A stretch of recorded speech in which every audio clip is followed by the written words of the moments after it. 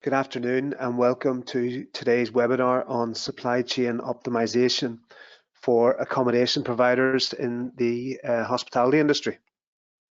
My name is Andrew O'Neill of Hospitality Solutions NI, and I have been in the hospitality industry for nearly 3 decades now as an owner of bars, restaurants and hotels, along with my family before me going back to the 1940s. For the last number of years, I have worked alongside business owners to improve the growth and profitability of their businesses, assisting them in the operational aspects of their businesses and sourcing capable, reliable management personnel.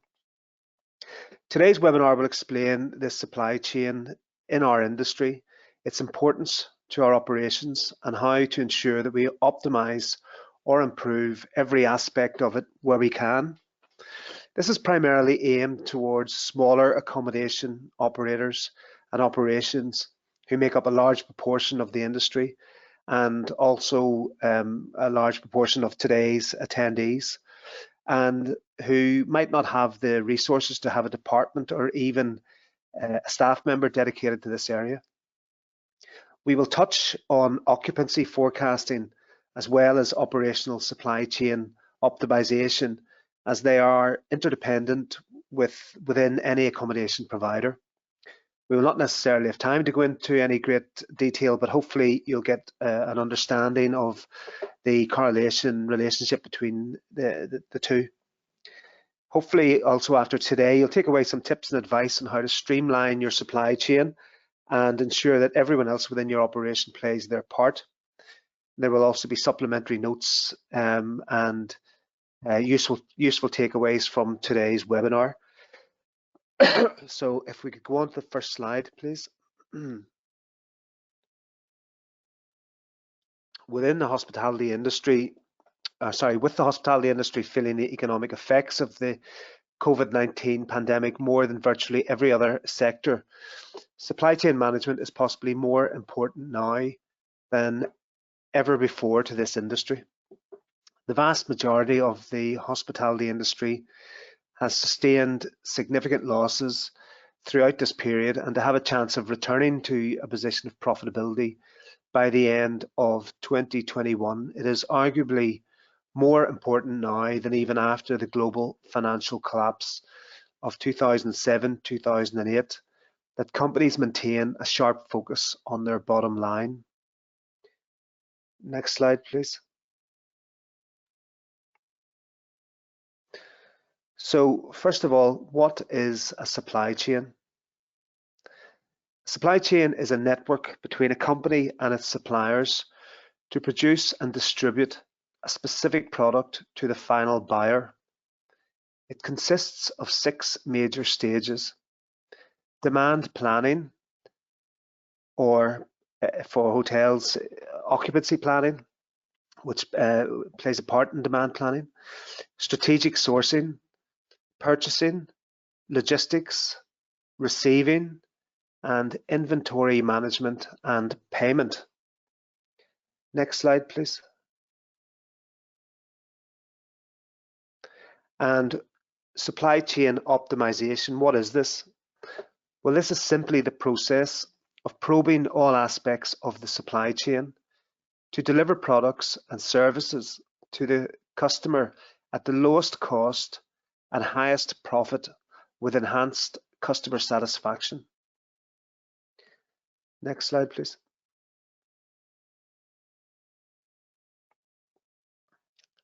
So the first stage of the supply chain, demand planning, which is predicting customer demand for your staff, services, and products. Accurately forecasting hotel demand is more important than ever. Occupancy forecasting or demand planning enables managers to plan the number of staff on shift and understand what tasks are required in order to keep the hotel running efficiently and profitably, or hotel or guest house accommodation provider. It also helps to predict times throughout the year that will bring you higher or lower than normal demand, occupancy, and revenue. With current regulations, some events might now simply be economically inviable, such as wedding fairs, workshops, that sort of thing. But for the areas of the hospitality industry still able to or about to trade with profit, you must devote time to accurately estimating daily, weekly, monthly stock and staffing requirements. As you begin to remobilize your business, so how do you expect your guest numbers to be affected on a weekly, monthly basis as opposed to 2018, 2019? There's no point trying to make comparisons with 2020, as it's been virtually wiped out by the pandemic. Well, we do know that overnight guest numbers have plummeted to single-digit percentages in some areas since the COVID-19 outbreak, and that it'll take a few more months before we see any significant growth in occupancy. Realistically, it could be into the second quarter of 2021 where we start to see any green shoots at all. But speak with the tourism bodies, engage with them frequently, whether it be Tourism NI, Visit Belfast, your own local councils, whoever else, and find out, are they seeing any movement at all? And if you can gauge their predictions for what we might have ahead of us in the next 12, 24 months. Bear in mind also that the vaccines aren't predicted to start making their way through the whole population of the UK and Ireland until really mid 2021.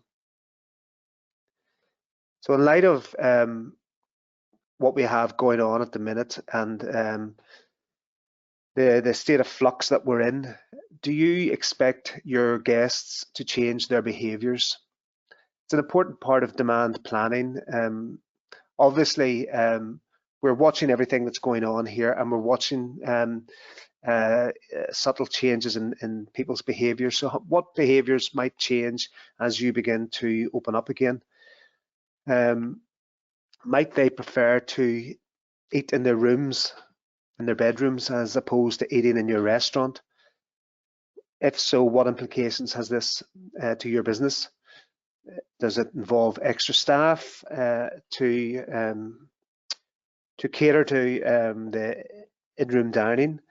And depending on the size of your operation, should you possibly encourage all guests to eat in-room as a special private dining offer? I mean, that might work if you've 3, 4, 5, 6 bedrooms. It possibly saves setting up and heating your restaurant or dining room. Again, it's something that you would have to look at within your own business and see if it makes sense and whether it stacks up for you. So how many staff will you require for daily, weekly service and events when the events market comes back? I would ask you to ensure that your staff are as flexible as possible. Today, more than ever, you need your staff to be as flexible as they can be. Explain to them the difficulties involved and why you might not be able to guarantee a minimum of hours. You know, we're all trying to make sense of this situation, owners and employees alike. Everybody is really stepping up to the plate and pulling their weight. So I've absolutely no doubt that every business owner who is, or every general manager who will be watching this is leading by example, and staff will see this, and it's important to get them on side and explain that due to the uncertainties and the fluctuations and all the restrictions coming and going, that you cannot give them any guarantee of minimum monthly hours. Are you taking deposits to mitigate against no-shows, and what is your policy? There has been a bit of an issue with people booking overnight, booking hotel rooms, booking restaurant tables, mainly earlier in the year, and just basically not having the decency to cancel. You need to have a policy to address this. So be very clear to your customers what your policy is, redeposits and even full payments. Do you have a 48 hours cancellation period, for example? Whilst it's a basic requirement for you as an operator to have this in, it is an idea to politely ask your guests that in such times as they felt that they might have to cancel, just politely ask them, tell them that you would appreciate as much notice as you possibly, as they could possibly give you. Ensure that your cancellation policy is on all correspondence sent to any guests after any initial booking. With group bookings, if you when we get back to a period where we're having group bookings arriving at our accommodations, really you need to be having these groups paid in full prior to arrival. Too many times operators are taking bookings for 8, 10 people, up to coach loads of 50 people, and some of the companies then, they've booked 25 double rooms or 25 twin rooms. 40 people turn up, and then there's an awful row trying to get paid for all the rooms that you've blocked off and reserved for this group, and you've possibly turned away other business on the strength of their bookings. So you just need to be very clear in how you're going to address such a situation.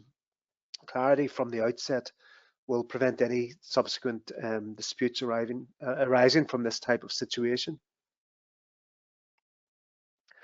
And always remember that demand planning can be undermined at any stage by new government restrictions on travel, numbers allowed, etc. So keep this in mind at all times.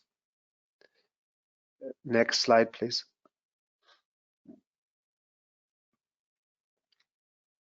So strategic sourcing.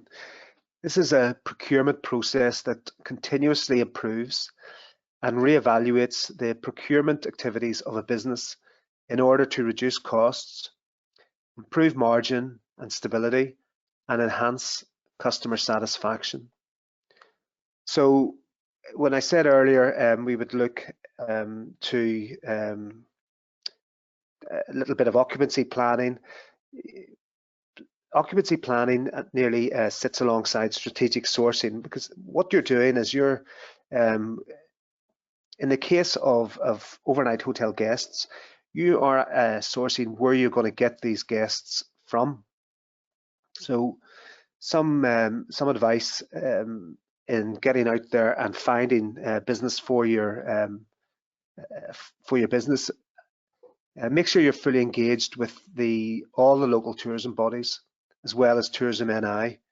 You simply can't sit back and hope they expect the business to come to you.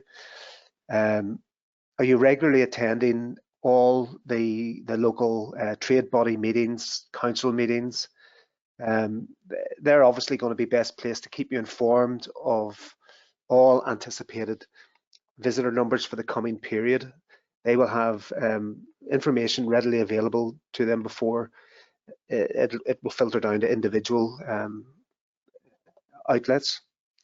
Local councils are also extremely proactive in sourcing and staging events and festivals, and are very welcoming to new members.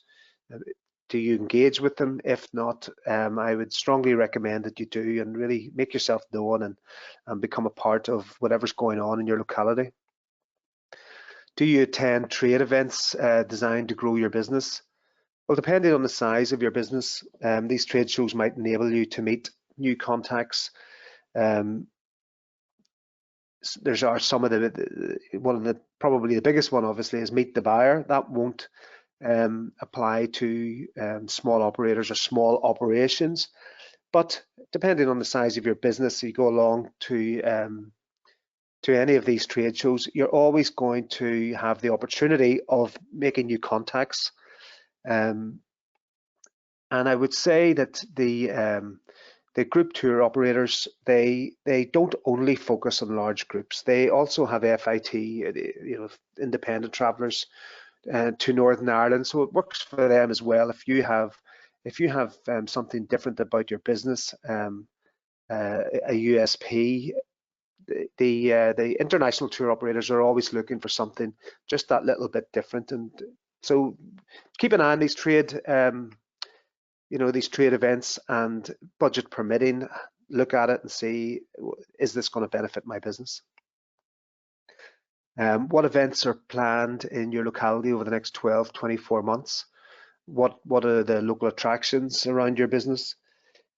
If you haven't already introduced yourself and your product to all the local attractions and amenities, well, then do so now. And too many operators forget the importance of maintaining regular contact with other venues and attractions. You need your area to be a destination in itself for tourists. So, possibly link up with whatever the local attractions are in your area, and see if you can do a deal with them that a visitor might get into the attraction at a subsidized price, and then you will put on a dinner, bed and breakfast offer for them, and between you and the attraction you might find some way to share the cost. So there's, try and discover what synergies there might be between you and these attractions, and how you can come up with ideas that are going to maximize revenue for both of you. Have you formed alliances with any destination management companies or DMCs? Well, the DMCs are always looking for new, interesting accommodation offerings. Always have a full list available of what your offerings are for any group size, whether it's a group of 4 golfers, whatever they might be, up to a group of 50 Asian tourists coming in to tour the province. Focus at all times on ensuring that tour guests eat their evening meal in your premises. So whether that means incentivizing the destination management companies to get them to avail of your dining room or your restaurant, whether that means some sort of commission being paid back to the DMC, generally that will make them sit up and take notice of what you have to offer if they're getting something out of it, and you would then build that commission cost into the price of the menu that you're offering their groups. But this is certainly it's certainly a massive part of it's very important to the revenue of a hotel. If you can strike up these good relationships with the DMCs and ensure that that their guests are eating with you, that they're not eating before they arrive at your accommodation. Next slide, please.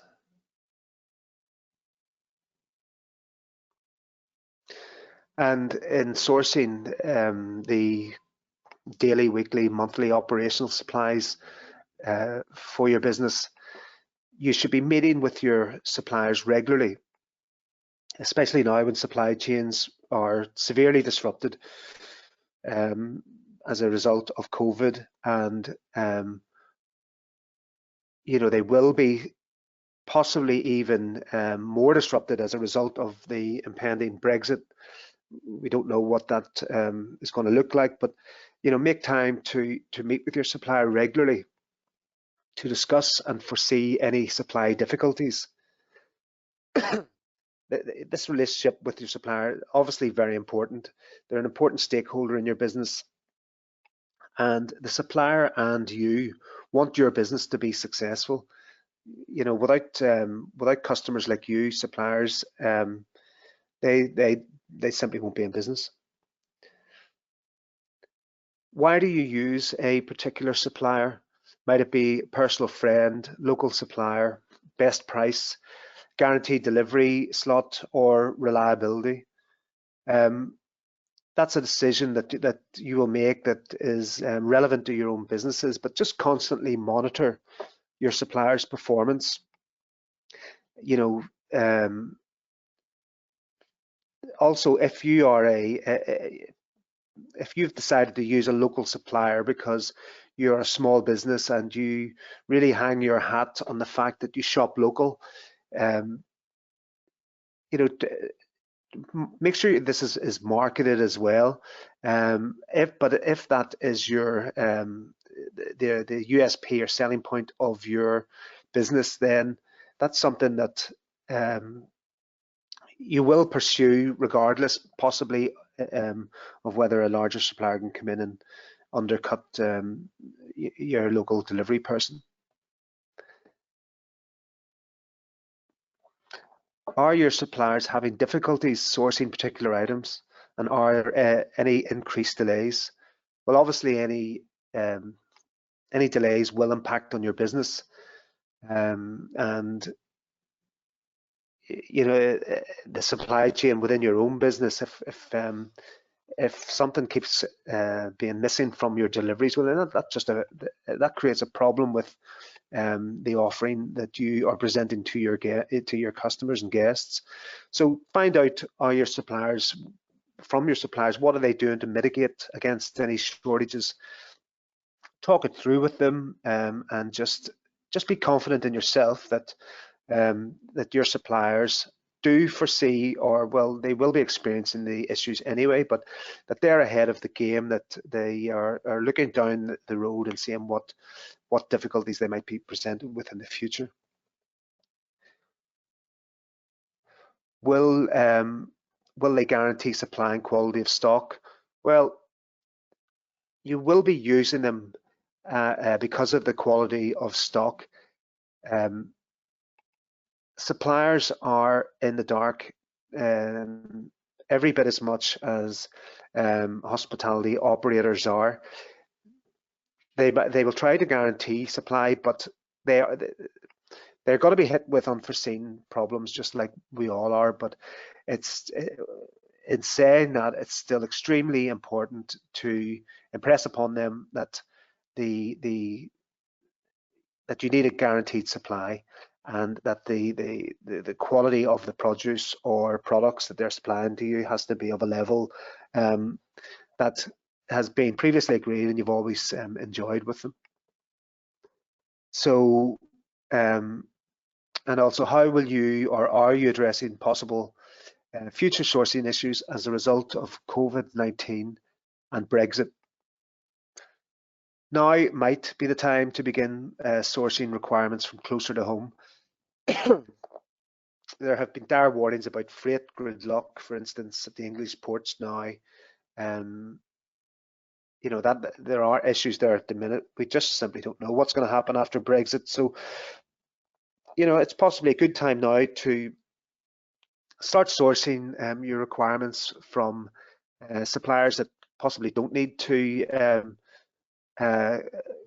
get their freight or get their own product off a ferry coming into Northern Ireland, or the island of Ireland. So speak with your supplier. What issues do they foresee? Where are they sourcing their range of products? And what travel or logistics is required for the product arriving at your business? So that product, is it coming from Germany or France and arriving into Dover and making its way here? We simply just don't know. Come January, with COVID and then Brexit, we don't know how this is going to all play out. So just try it at the minute and mitigate some of these possible risks in the future. I would also say, don't expect your supplier to get it 100% right of the time. They too are having difficulty with sourcing materials and produce. So whilst we hope that our guests and customers are patient with us, we will have to display a little bit of patience with our suppliers, but at all times keep up constant communication with them. Next slide, please.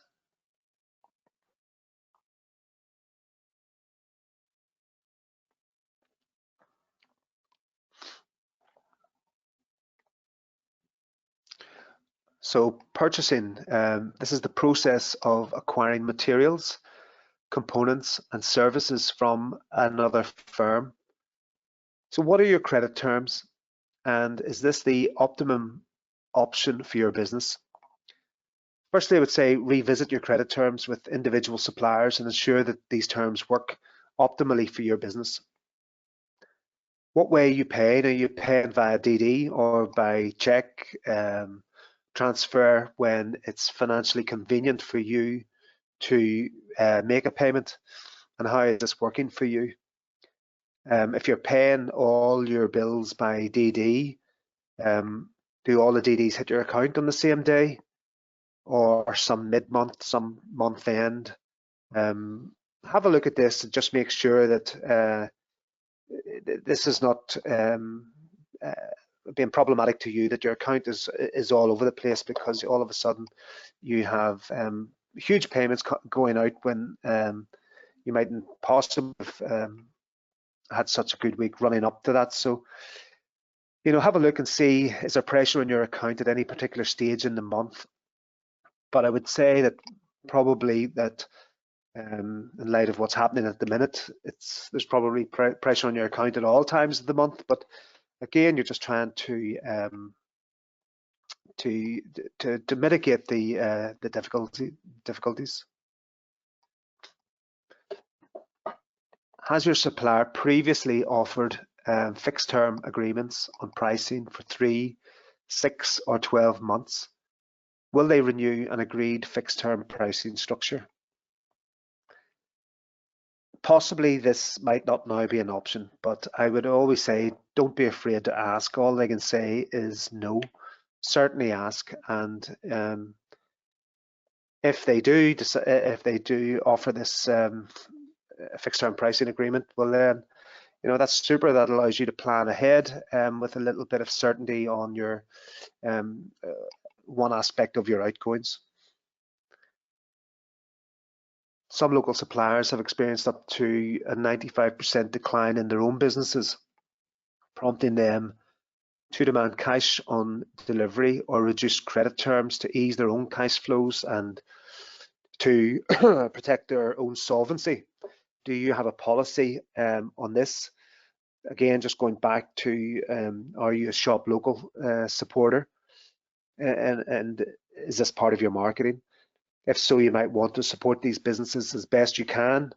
And in fact, some hospitality operators may even prefer to pay some or even all suppliers on a cash on delivery basis, just at the minute in this period of uncertainty. So they know what cash resources they have to operate with.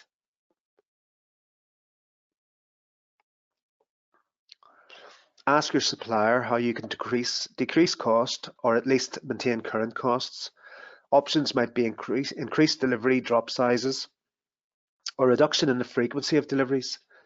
Is this practical for your business, and how will this impact your cash flow?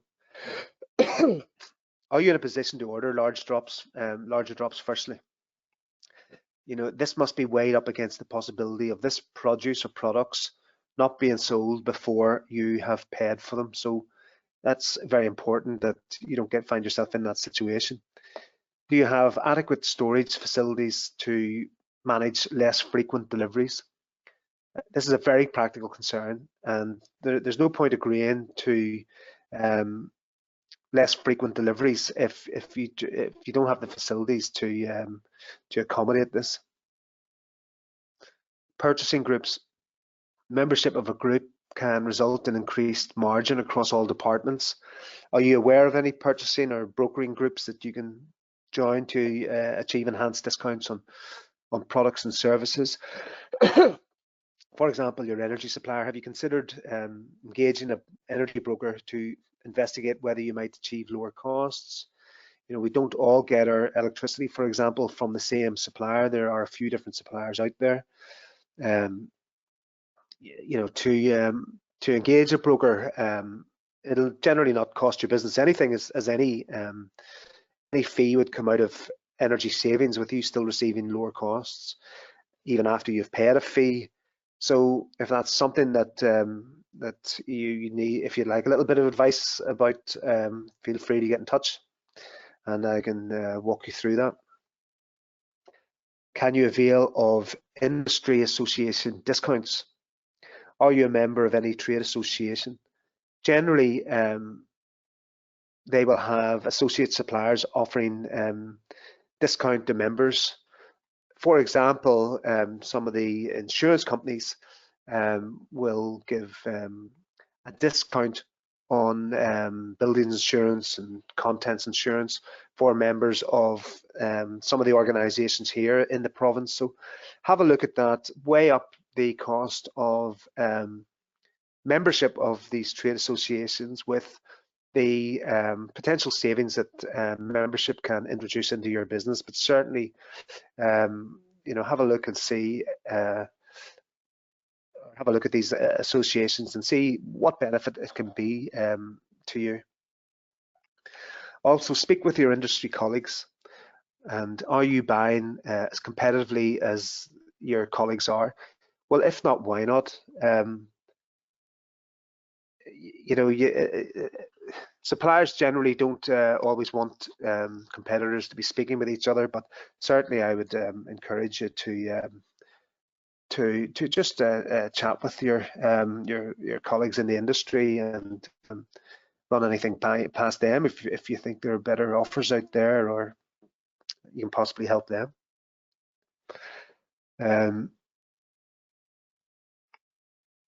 I would also say that, remember, suppliers need customers too. A good supplier will work with you to help you through this period. It's a very important relationship, so just nurture that relationship. Too many business operators and owners in the past have considered their suppliers when they're coming through the front door to be a nuisance and don't want to sit down and talk with them. But you know, increasingly, I think they're understanding that that's just not the right attitude. You need to be hearing what's going on out there in the industry at every opportunity to enable your forward planning. Next slide, please.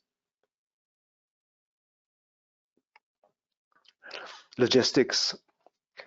The part of the supply chain that deals with the planning and control of the movement and storage of goods and services from their point of origin to their final destination. So are you confident that your supplier stores and moves products and produce to you in a safe and hygienic manner? Have you been to your suppliers' facilities? Good reliable suppliers like to show their facilities off to the customers, and it's always a worthwhile exercise for you and any key staff within your business to go and have a look at your suppliers' facilities, and you'll always pick up little tips and advice, and it also enhances your knowledge of the supply chain, which is never going to be a bad thing. You can confidently explain to your staff and customers how your suppliers operate and how your products arrive to your business, and it just allows your staff and customers to just know that you're on top of your game, and you treat that aspect of your business extremely important, which it is. Are your storage facilities adequate and well maintained? Do you have maintenance contracts, for example, for your refrigeration? When you're storing items within your refrigeration, is there separation within your fridges? Are the risks of cross-contamination being completely mitigated? In your dry goods stores, you're not storing anything on the floor. There's air circulation. There's no dampness. There's pest control where required in dry goods stores, for example. Also, are your staff trained in safe storage? This is it's an important aspect of any business that when you go into your stores, they're not hazardous. for somebody going in there, but you need to very easily, very readily see what your inventory is. You need to, I'm going into some client stores, for example, on an initial meeting, and you have full boxes on top of half-empty boxes, and there's boxes all over the place, and it's chaotic. So I would ask you to make sure you're training staff in how to store everything in its right place and according to its shelf life, and especially for perishable goods.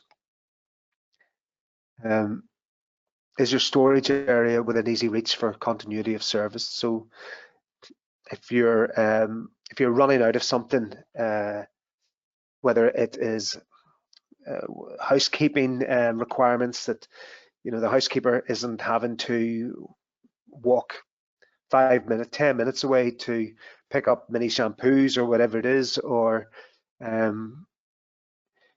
you're running out of chicken in the middle of a Saturday night service and you're sending somebody down to your walk-in fridge, which is 5 minutes away and 5 minutes back, and so you're pulling somebody off the cook line, and the continuity of service, it's extremely important within the supply chain, but also it's really how that your customers will judge you when they're sitting at the tables within their restaurant. So you might require satellite storage, or a little a smaller fridge next to wherever your cook line is or whatever, but it's just always worth keeping things like that in mind. What's causing your operation to break down, even for 10 minutes? 10 minutes, 5 minutes even, is a long time in the middle of a busy service. Do you prepare food in one area and serve it in another? Like a function room, for example. So how is this food transported? Well, depending on the function room, it could be a different building without a kitchen. How are you transporting your cooked food to this function room? Do you have hot boxes? Does it go into a bain-marie? How long is it going to be sitting? So these are all aspects of the actual logistics involved in running a hospitality business, but it's always worth keeping a sharp eye on this. Next slide, please.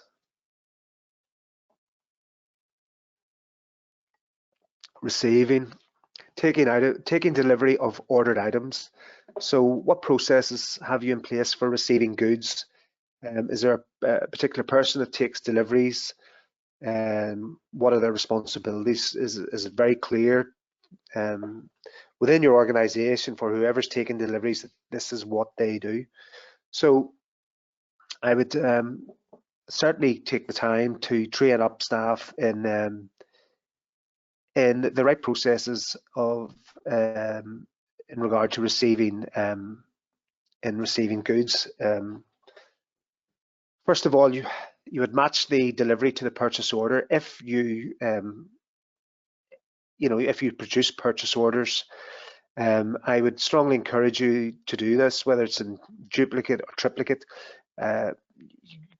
Give your purchase order to your supplier, and you keep a copy for yourself, and a copy will then go to accounts payable. But certainly, first things first, match the delivery to the purchase order so you know what you're getting. What you're getting is what you've ordered. Check the products for damages and return if necessary. Weigh items which are purchased according to their weight, whether that might be fish or chicken or any other kitchen supplies. Whether it's a side of beef or whether it's 20 10-ounce sirloin steaks. These are very pricey deliveries, so you just want to be sure at all times that you're getting what you've paid for. Allocate suitable storage space for the delivery. Ideally have this done before the delivery arrives. So it's a very simple process of taking your delivery and putting them into the fridges where they belong, or into your stores or freezers or whatever, but it's just streamlines the process if you just have all of this all waiting, all done in preparation for your delivery coming. Input the delivery into your EPOS system, if applicable. Clients that I would have don't necessarily have the manpower to do this. They're not necessarily maximizing the capabilities of their software, but if you can find the time to do this and take the time to learn from your EPOS supplier what the capabilities of that software is, you will find this an invaluable tool. It's, when done properly, you can really get a very in-depth, detailed look of what stock you have at any time, and it'll work out everything down to your GP for you. If you can do this, I would strongly recommend that you can. So when you've taken your delivery in, you are happy with the delivery, you're happy with the everything's there, you'll then notify accounts payable or the relevant person. You know, I totally understand that smaller businesses, some of them are operating with 3 staff, so there isn't a accounts payable department. So just notify the relevant person, explain, confirm with them that you've taken this delivery in as per the order and you're happy with it, and it's then ready to be paid in due course. The receiving aspect of the chain is as important as any other, as lack of vigilance here undermines margin. You just need to have a close eye on what you're getting. Too many times you see deliveries coming into a business and they're going out the back door, being taken by staff, by whoever else. That really has a huge impact on the profitability of your business. So this aspect of the chain has to be, given due respect and looked at. Next slide, please. Inventory management and payment, the process of ordering, storing, and using a company's inventory, and efficiency of the payment process. So again, are you maximizing the capabilities of your EPOS system? I would strongly recommend, if you can find the time to do that, learn a little bit more about what the system can do for you and how it in the long term will make your life easier. Stock taking, have you a system in place, weekly, fortnightly, monthly?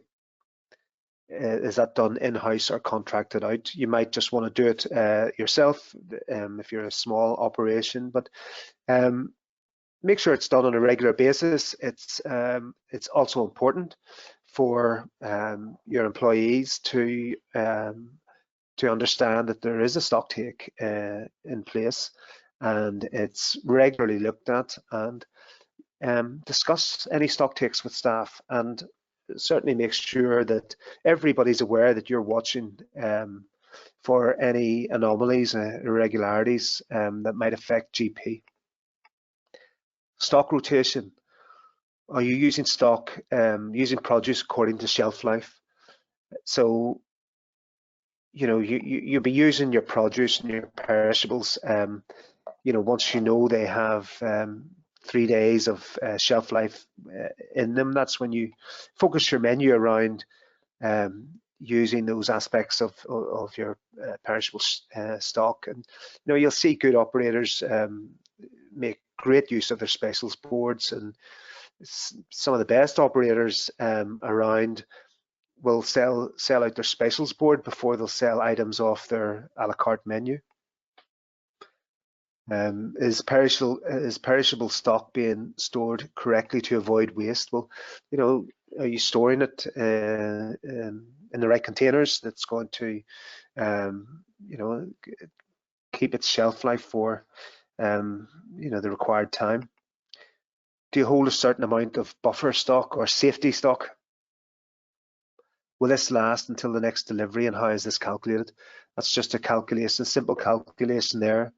Maximum daily usage of the stock item by maximum lead time in days minus average daily usage by average daily lead time in days. So you just input your the information into that, and that'll give you in normal times outside what's happening at the minute, that will give you an indication of how much safety stock or buffer stock that you would need in the event that you have an unexpected surge of business on a Monday or Tuesday night that you just weren't expecting.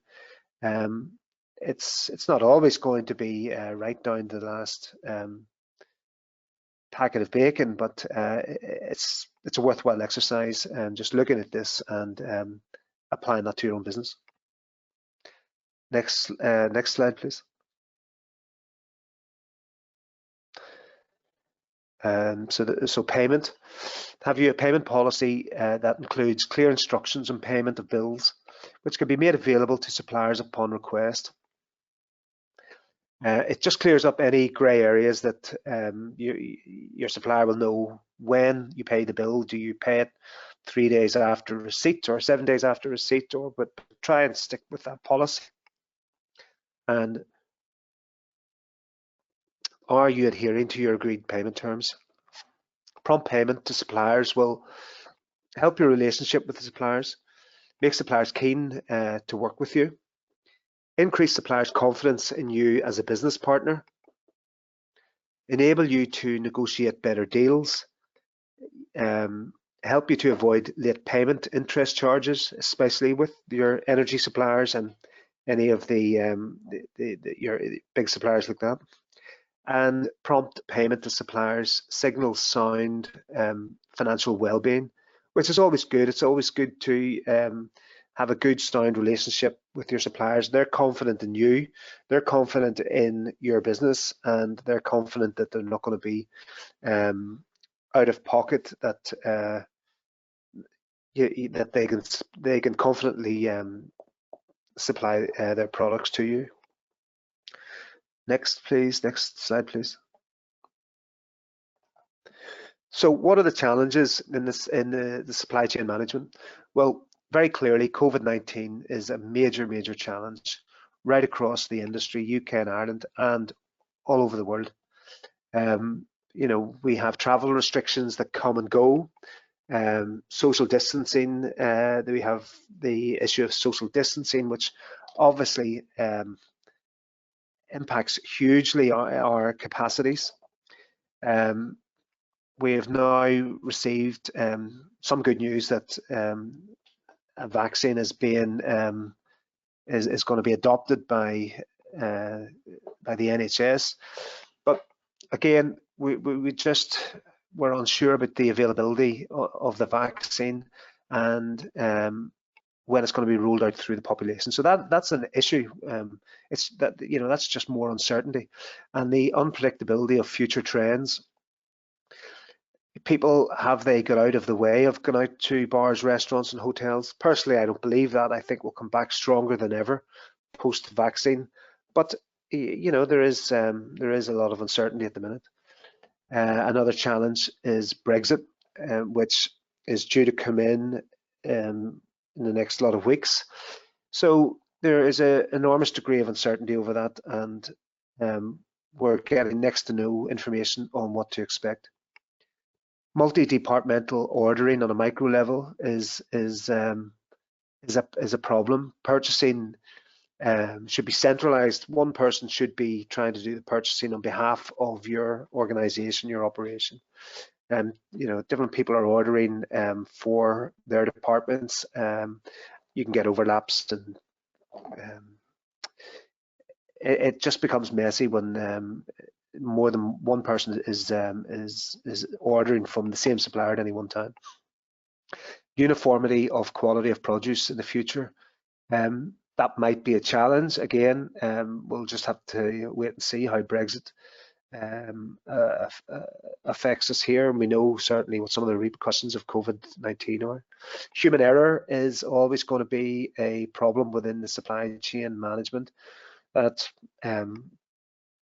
people might just simply forget to do something that that they needed to do on behalf of the business, and we're all human, and this is always going to be an issue for us. Unforeseeable logistical problems. So you have a coach load, or you have 10 guests coming. They're booked in for next Saturday night, and all your rooms are allocated to them, but for the bad weather, the ferry doesn't sail, or your delivery driver, his engine packs in and he can't deliver the 30 steaks that you needed for steak night on a Saturday night. So there's always going to be problems that, with the best will in the world, are completely unforeseeable. But again, we are resilient people in this industry, and we'll always do our best to mitigate any of these challenges. Next slide, please. So just in conclusion, I would say that the global supply chain, global supply chains are in a turbulent state as a result of the pandemic, and any sort of business planning at all is always very difficult. You'll not always get it right, but do strive to get it right more times than not. And finally, I congratulate each of you for maintaining your businesses through these difficult times, and I'm confident there are much better times ahead. Thank you very much for joining me today for today's webinar. If there's any questions at all, feel free to get in touch.